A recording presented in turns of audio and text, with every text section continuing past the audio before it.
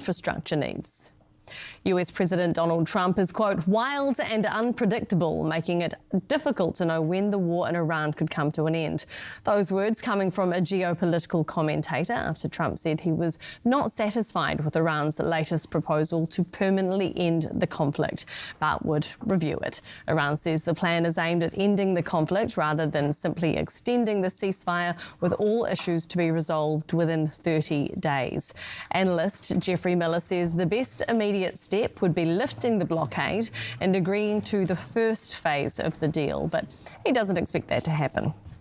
Problem for Donald Trump is he made it all about the nuclear dimension, and if he caves and gives in to this simple deal with mutual lifting of blockades, parks the nuclear issue, it's very hard to say that the United States and Donald Trump has won here. He says, however, it's positive communication between the two nations, and even if the proposal is not accepted, it's still progressing.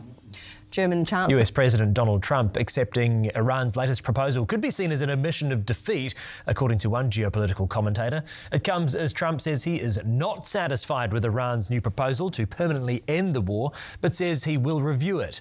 Iran says the plan is aimed at ending the conflict rather than simply extending the ceasefire, with all issues to be resolved within 30 days.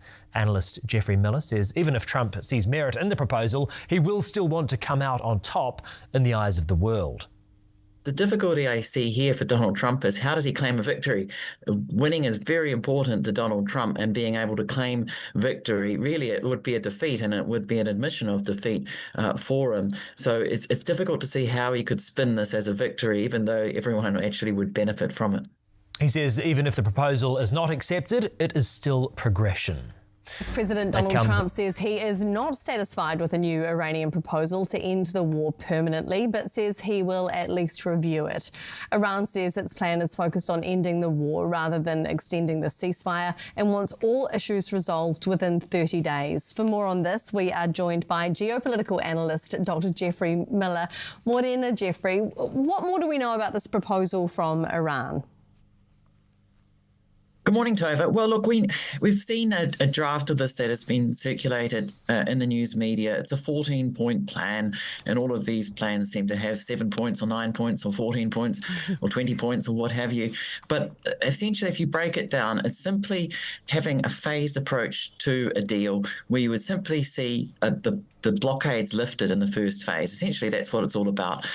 Parking the nuclear issue to a later date, moving that to a second phase, and just having a deal on lifting these blockades, Iran lifting its blockade, the US lifting its counter-blockade against Iran, allowing traffic to flow through the Strait, and agreeing to a cessation of hostilities, and including in Lebanon. And I think that would be great. I mean, that would be fantastic for the whole world. Oil would go down a lot in price, and we'd begin to see an end to this conflict. The difficulty I see here for Donald Trump is how does he claim a victory? Winning is very important to Donald Trump, and being able to claim victory, really it would be a defeat, and it would be an admission of defeat for him. So it's difficult to see how he could spin this as a victory, even though everyone actually would benefit from it. Maybe he could do the old classic of saying no to this one and then just cutting and pasting it, putting it into his own Word doc, and then presenting it as a United States plan for Iran. But do you really think, Jeffrey, that there's any chance of further diplomacy here, or does it feel like, because of what you're saying, Trump will opt for more conflict?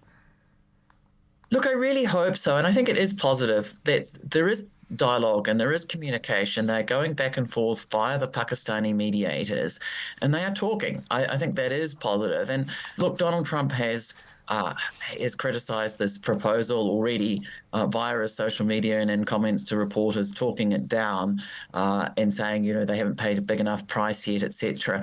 But Donald Trump, he can just change his mind every 5 seconds. So I wouldn't read too much into that. He has had a habit during this war of coming out on Monday morning US time before markets open with some positive news that will send the markets up, send the stock market up, send oil prices down. And he's had, as I say, quite a tradition of doing that over the past couple of months. So maybe he could turn around in 12 to 18 hours from now, come out with some positive news for us and say that Iran has caved, has agreed to lift its blockade.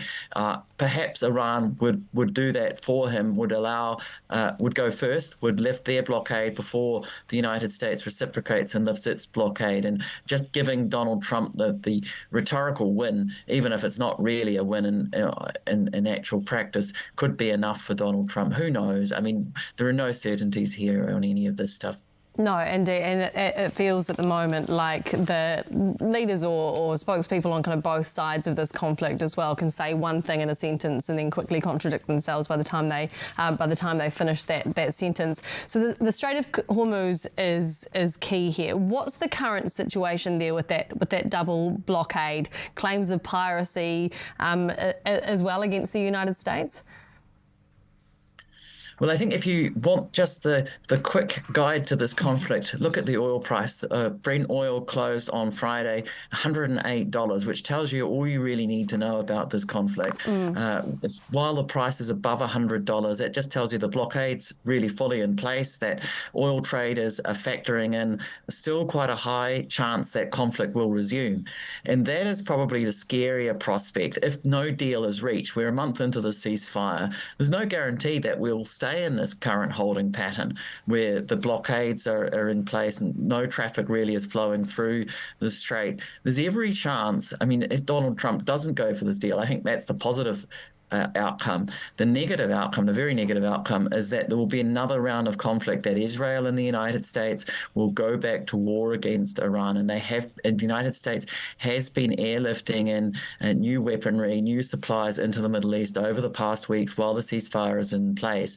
And there is the distinct possibility that we could go back to war here. And I think we need to continue to speak out in favor of a deal. And I think for countries like New Zealand, I think working the diplomatic track and just trying to get through to Donald Trump that you can back down here, that giving in and lifting these blockades is a good thing for the world. It's a good thing for the global economy. It's a good thing for US voters.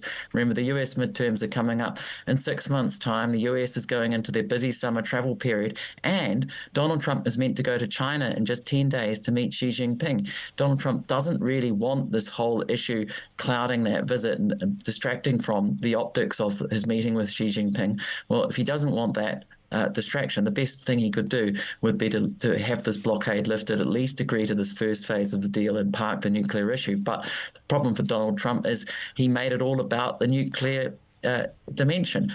And if he caves and gives in to this simple deal with mutual lifting of blockades, parks the nuclear issue, it's very hard to say that the United States and Donald Trump has won here.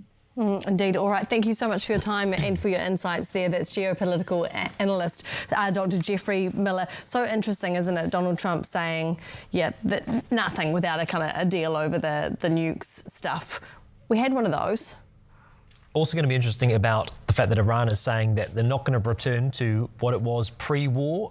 We can certainly put that to the acting Prime Minister too when he joins us just after 7 o'clock. That's David Seymour, the acting Prime Minister.